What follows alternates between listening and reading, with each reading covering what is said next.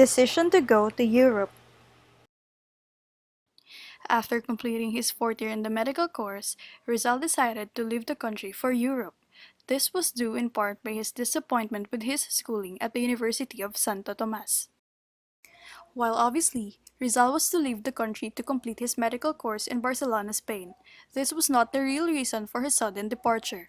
This was evident from Paciano's letter to Rizal dated May 26, 1882. When the telegram advising us of your departure was received in Calamba, our parents were naturally grief-stricken, especially the old man, who would not speak a word and took to his bed, crying to himself at night all advice from the family, the parish priest, and other not doing any good at all.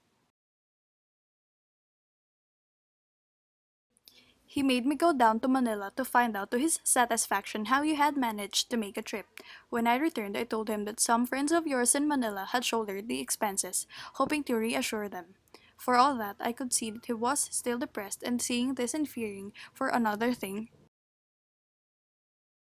that his continued brooding might make him ill, I told him everything but only to him, pleading to him to keep it to himself, which he promised. Only since then have I seen him somewhat cheerful and back to his usual self.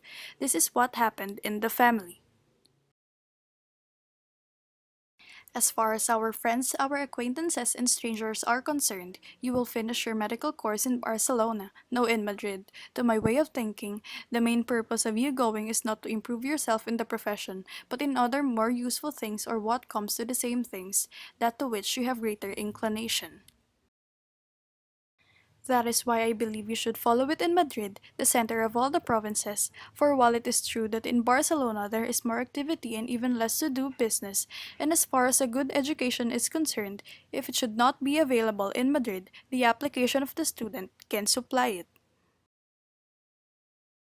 It should be more convenient for you to be there together with our countrymen who can show you around until you get a hang of things.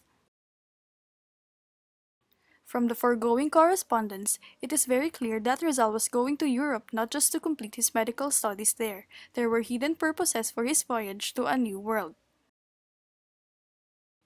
It can be inferred from Paciano's letter to Rizal that the following were the real purpose of Rizal's voyage to Europe: to make a name for himself in the realm of journalism, to observe and study European society, and to prepare himself for the task of liberating the Filipinos from the Spanish tyranny. Created using Powtoon.